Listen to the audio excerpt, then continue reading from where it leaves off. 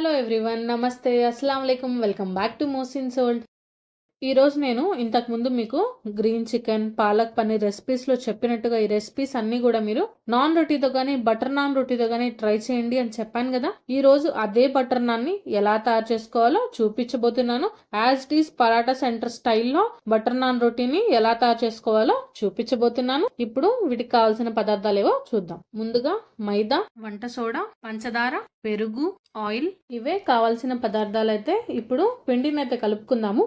ఒక పెద్ద బౌల్ అయితే తీసుకోండి. ఇది 1/2 kg మైదా అండి నేను తీసుకున్నాను. ఇందులోకి ఒక చిటికెడు వంట సోడా, 1 టీ స్పూన్ సాల్ట్ వేస్తున్నాను, 1/2 టీ స్పూన్ పంచదార, ఒక 30 గ్రాముల పెరుగు అయితే ఇందులోకి వేస్తున్నాను. పిండి కలుపుకున్న తర్వాత ఇందులోకి కొంచెం కొంచెంగా నీళ్లు వేసుకుంటూ మనం చపాతీ పిండికి ఎలా అయితే కలుపుకుంటామో దానికంటే కొంచెం లూజ్ గా కలుపుకుందామండి పిండిని అయితే. చూసారా, ఇక్కడ నేను చూపించిన విధంగా అయితే పిండిని అయితే కలుపుకుందాము. ఇప్పుడు ఇందులోకి ఒక 3 టీ స్పూన్స్ ఆయిల్ వేసుకొని పిండి మొత్తానికి పైన అప్లై చేసుకొని ఇప్పుడు ఈ పిండి పైకైతే ఒక తడి క్లాత్ అయితే వేసుకుందాము. చూడండి, ఇలా తడి చేసుకొని ఈ గుడ్డనైతే ఎక్కడ కూడా గాలిపోకుండా ఇలా సెట్ చేసేసుకోండి.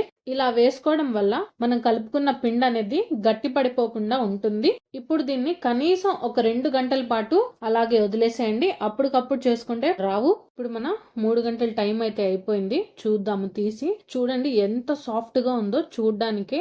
ఇందాక ఎట్లా ఉంది, కొంచెం గట్టి గట్టిగా ఉంది కదా. సో మనం రెస్ట్ కలా వదిలేయడం వల్ల పిండి అనేది చాలా సాఫ్ట్ గా అవుతుంది. అప్పుడు పరాటాలు మనకు ఎంతో టేస్టీగా వస్తాయి. సో ఇప్పుడు ఈ పిండిని అయితే మనకు ఎంత సైజుకి అయితే కావాలో ఇలా చిన్న చిన్న ఉండలుగా అయితే తీసేసి పక్కకైతే పెట్టేసుకుందాము. ఈ మాత్రం సైజుకి అయితే తీసుకుందామండి ఒక్కొక్కటిగా.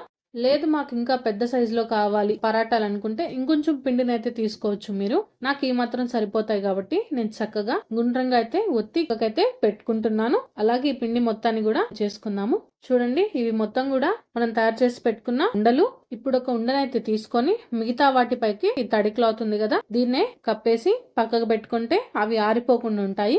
ఇప్పుడు కొంచెం పిండిని అయితే చల్లుకుందామండి. ఇక్కడ నేను first step as it is ఎవరైనా చేయగలిగే విధంగా కష్టంగా కాకుండా మనం రెగ్యులర్ గా ఎలా చేసుకుంటామో అలా చేసి చూపించబోతున్నాను. ఈ పిండిని ఇలా చేత్తో ఎంతవరకు స్ప్రెడ్ చేసుకోగలుగుతారో అంతవరకు స్ప్రెడ్ చేసేసుకోండి. ఇప్పుడు చపాతీ కర్రని అయితే తీసుకొని చపాతీలకి కొంచెం మందంగా ఒత్తుకుంటాం కదా, అలా కాకుండా కొంచెం పల్చగా ఒత్తుకున్నారనుకోండి నాన్ రోటీ చాలా టేస్టీగా ఉంటుంది. ఇలా ఒత్తేసుకున్న తర్వాత చేతిలోకి అయితే తీసేసుకొని ఈ ఎడ్జ్ ఉంటుంది కదా, ఈ చివరకొస్తే అయితే ఇలా కొంచెం స్ట్రెచ్ చేశారనుకోండి పర్ఫెక్ట్ నాన్ షేప్ అయితే వచ్చేస్తుంది. దీనిపైకి ఇలా నీళ్ళు అయితే చక్కగా ఎక్కడ పొడి అనేది లేకుండా స్ప్రెడ్ చేసేసుకుందాము. పెనం బాగా వేడైన తర్వాత మనం తయారు చేసుకున్న ఈ నాన్ రోటీని అయితే దీనిపైకి ఇలా వేసేసుకుందామండి. చూడండి, మనం ఎప్పుడు కూడా పెనం అనేది వేడిగా లేకుండా వేసుకోకూడదు, వేడి పైనే వేసుకోవాలి. చూడండి ఎంత చక్కగా పొంగుతుంది కదా. ఇప్పుడు మనం దీన్ని ఇట్లా ఫ్లిప్ చేసుకుందామండి. ఇక్కడ నేను ఇందాక నీళ్ళైతే ఎందుకు రాసానన్న డౌట్ మీకు ఉండొచ్చు.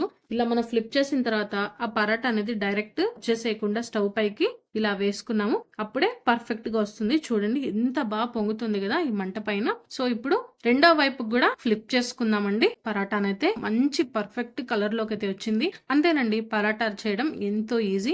ఇప్పుడు నేను మీకు రెండో విధానంలో పరాటాలు ఎలా తయారు చేసుకోవాలో చూపించబోతున్నాను. కొంచెం పొడి పిండిని అయితే చల్లుకోండి.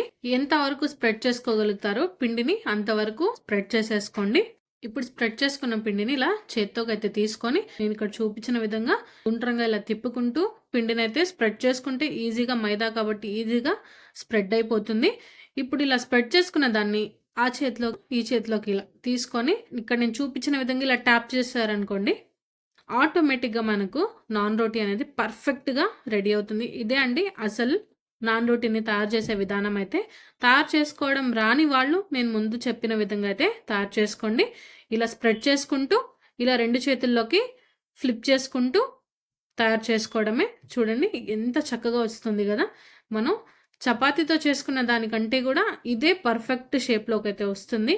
ఇప్పుడు ఈ ఎడ్జ్ని అయితే ఇలా పట్టి స్ప్రెడ్ చేసుకున్న తర్వాత దీనిపైకి చక్కగా వాటర్ అప్లై చేసుకున్నాం.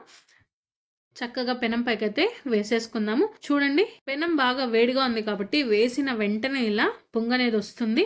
కొంచెం పొంగిన తర్వాత రెండో వైపుకి కూడా ఫ్లిప్ చేసుకుందాము. చూసారా, డైరెక్ట్ గా మంట పైకి పెట్టుకున్న తర్వాత ఎంత బాగా పొంగుతుందో మీరే చూడొచ్చు. ఇప్పుడు రెండో సైడ్ అయితే కూడా ఫ్లిప్ చేసుకుందాము. చూసారా, ఎంత చక్కటి కలర్ అయితే వచ్చింది కదా. అంతేనండి, ఇక్కడ నేను చూపించిన విధంగా చేసుకుంటే మీకు perfect and butter non rotis అయితే తయారైపోతాయి. మంచి గోల్డెన్ కలర్ లోకి అయితే వచ్చింది కదా. ఇప్పుడు దీనిపైకి బటర్ అప్లై చేసుకుందాము. బటర్ అప్లై చేసుకున్న తర్వాత ఎక్కువ లేట్ చేయకుండా అప్పటికప్పుడు తిన్నారనుకోండి చాలా టేస్టీగా ఉంటుంది. కొంచెం చల్లారిన తర్వాత తింటే కొంచెం గట్టిగా, ఎందుకంటే అది మైదా కాబట్టి కొంచెం గట్టిగా ఉంటుంది. అలా కాకుండా ఒకటి చేసుకున్నామా తినేసామా, ఇంకోటి చేసుకున్నామా తిన్నామా, అలా ఉంటేనే ఎంతో టేస్టీ అయిన బటర్ నాన్ రోటీని మీరు టేస్ట్ చేయొచ్చు. లేదు ఇంట్లో అందరికి మేమే చెయ్యాలి, మేమే వేయాలి అనుకుంటే ఒక్కొక్కటిగా చేయండి. నేనైతే ఈ బటర్ నాన్ రోటీని పాలక్ పన్నీర్ తో అయితే ట్రై చేస్తున్నాను.